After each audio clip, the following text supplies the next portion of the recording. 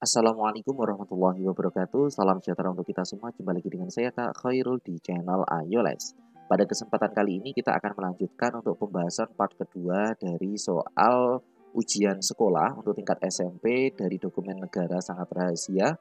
Soal ujian adalah soal dari paket utama sehingga banyak sekali dipakai oleh sekolah-sekolah di seluruh Indonesia.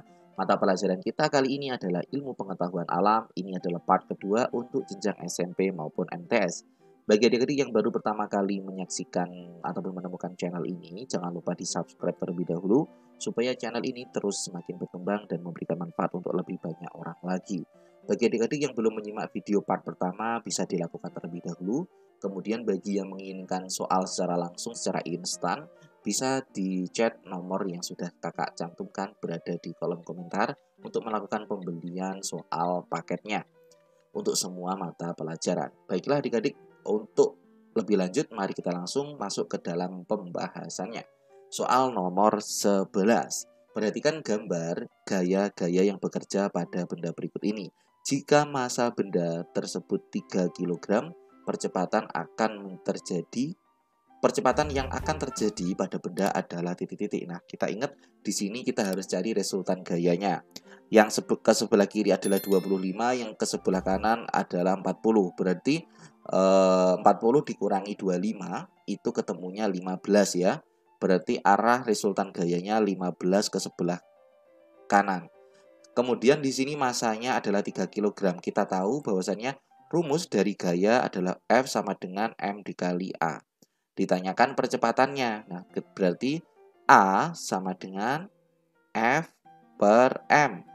Nah, kita tahu bahwasannya F-nya tadi 15, kemudian di sini masanya adalah 3 kg, 15 dibagi 3 ketemu 5. Ya, jawabannya adalah C, 5 meter per sekon kuadrat.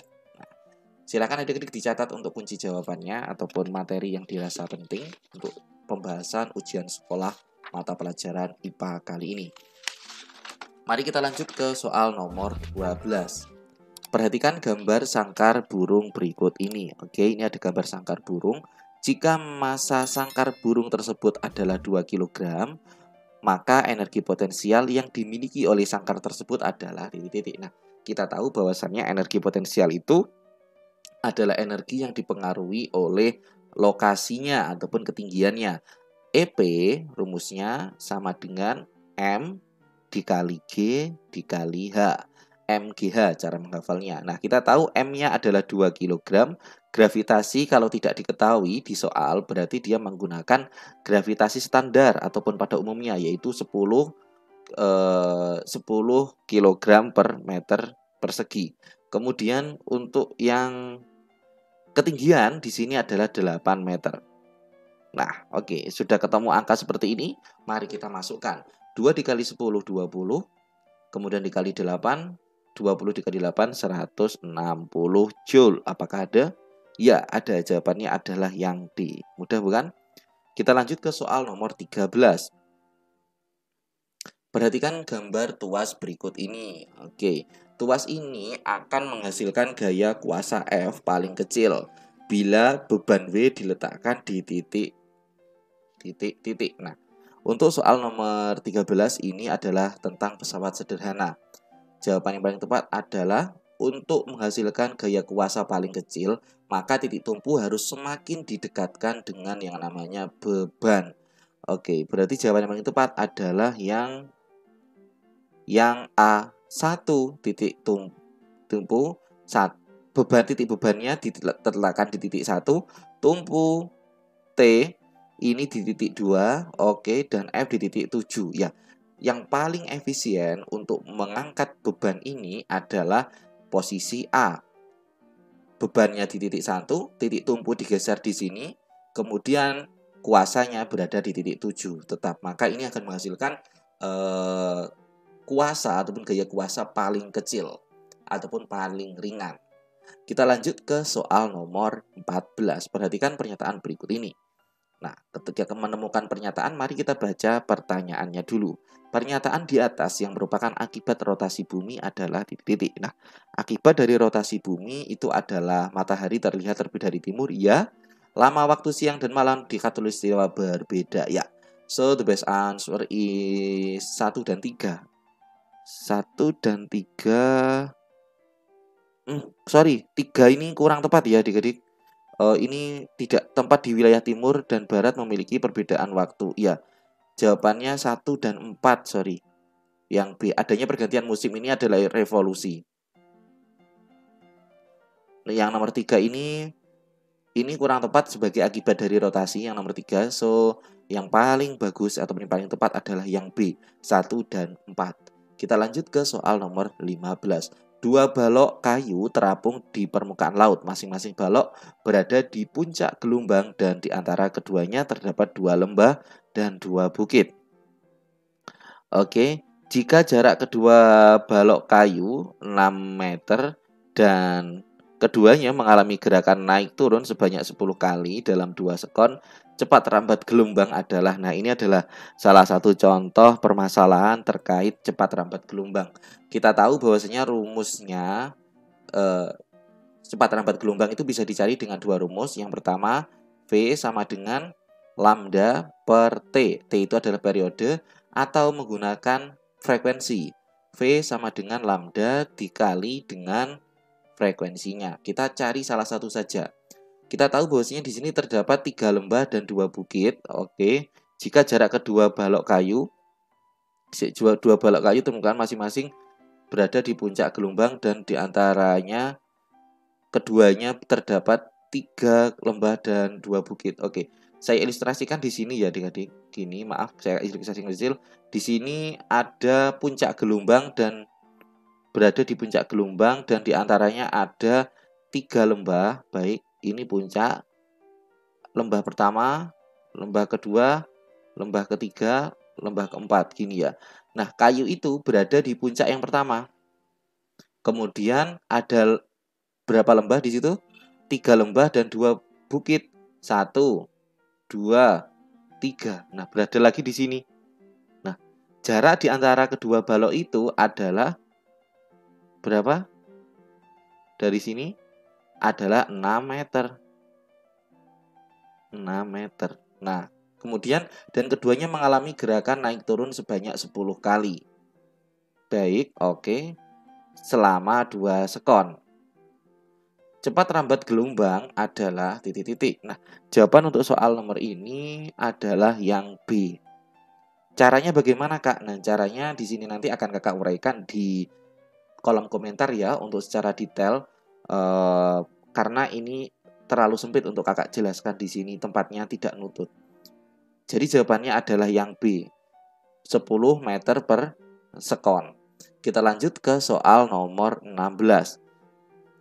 Dari atas kapal, seorang peneliti memancarkan bunyi ke dasar laut seperti gambar berikut ini. Oke, berdasarkan observasi, ternyata bunyi pantul terdeteksi setelah 5 sekon. Jika kecepatan rambat bunyi di air adalah 1400 meter per sekon, maka kedalaman laut tersebut adalah titik-titik. Nah, di sini kita akan mencari rumusnya untuk mencari kedalaman air laut ketika menggunakan gelombang bunyi itu adalah S sama dengan V dikalikan T dibagi 2. Oke, kita V-nya masukkan dulu 1400 dikalikan waktunya itu 5 sekon dibagi 2. Nah, 2 kita coret, di sini tinggal 700 kali 5 3500. Apakah ada adik-adik meter ya satuannya? Ya, ada. Yaitu yang C. Kita lanjut ke soal selanjutnya adik-adik, soal nomor 17. Bentuk bayangan yang benar pada cermin datar ditunjukkan oleh nomor titik-titik. A, salah karena ini beda ya bentuknya. Kemudian B, apakah sama? Beda, lebih panjang kakinya. Yang C, ya jawaban yang paling tepat adalah yang C. Jadi posisinya benar-benar sama. Jadi ini adik-adik harus mencermati dalam cermin datar itu selalu sama persis dengan pantulan dari objek aslinya. Kalau ini keliru, arahnya juga beda. Jadi adik-adik harus teliti. Jawaban yang paling tepat adalah yang C. Kita lanjut ke soal nomor 18. Dua buah muatan masing-masing Q1 dan Q2 berada di udara terpisah pada jarak 2R. Sehingga terjadi gaya tarik-menarik sebesar F seperti tampak pada gambar. Oke. Jika kedua muatan dipindahkan sehingga berjarak setengah kali jarak mula-mula, maka gaya tarik antara kedua muatan tersebut menjadi, ketika didekatkan setengah kali, maka jaraknya akan menjadi setengah dikali setengah kali, berarti didekatkan ya, maka akan menjadi 2 R ini 2 dikali 2 berarti sama dengan 4F. Kenapa 2-nya dari mana, Pak? Nah, 2 itu adalah dari ini, ada pendekatan ini. Ketika didekatkan menjadi jaraknya setengah kali, maka berarti 2 kali lipat. 2 kali lipat dari 2R. Jadi 2 kali lipat dari 2R, maka akan menjadi 4F. Jawabannya adalah yang A. Kita lanjut ke soal nomor 19. Perhatikan gambar rangkaian listrik berikut ini. Besar kuat arus yang mengalir dalam rangkaian tersebut adalah titik-titik. Nah, karena ditanyakan adalah kuat arus dalam rangkaian, berarti kita harus hitung dulu ohmnya. 3, kita harus hitung R-nya, hambatannya, kemudian kita akan bisa mengetahui berapa kuat arusnya. Kita amati dulu ya, di sini untuk kita hitung yang paralel, 3 dan 6. Nah, kita hitung 1 per RP sama dengan 1 per R1 plus 1 per R2. Nah, di situ R2-nya, ini R2, ini R3. 1 R2-nya adalah 3 ditambah 1 per 6. Nah, kita samakan penyebutnya, 2 per 6 ditambah 1 per 6. Ini 3 per 6. Ya, 3 per 6, 1 per RP dibalik berarti 6 per 3 menjadi 2 ohm untuk yang paralel ini. Ini menjadi 2 ohm. Kemudian karena ini seri, langsung dijumlahkan ohmnya. R serinya berarti 1 ditambah 2, 3 ohm. Jadi total hambatan dalam rangkaian itu adalah 3 ohm. Nah, setelah ketemu seperti ini, kita akan masukkan ke dalam rumus Firth. Ya, rumus Firth itu V sama dengan I dikali R. Ketika ditanyakan I, maka V per R. Nah, V-nya itu adalah 6, R-nya itu adalah 3. Jadi kuat arusnya 6 dibagi 3, 2 ampere. Ya, jawabannya ada yang B. Kita lanjut ke soal nomor 20. Soal nomor 20. Sebuah transformator step up menghasilkan potensial 200 volt. Transformator tersebut dihubungkan ke sumber tegangan 100 volt. Jika arus mengalir pada kumparan primer 150 mA, maka kuat arus yang mengalir pada kumparan sekunder adalah titik-titik. Sebentar, ini step up menghasilkan beda potensial 200. Transformator tersebut dihubungkan dengan sumber tegangan 100 volt. Jika arus mengalir kumparan primer adalah 150, oke, NVI rumusnya. NVI, I-nya dibalik berarti persamaannya, sebentar, ya akan menjadi 75 volt. Bagaimana Pak caranya? Ini menggunakan persamaan ya adik-adik. Jadi gini, kakak buat di mana ya ini? Oke lah, di sini saja. Di sini. Ini rumusnya berarti 200 per 100. Kemudian ini harus ada pembalikan. Di sini ya 150 per I sekunder. I sekunder sama dengan 1500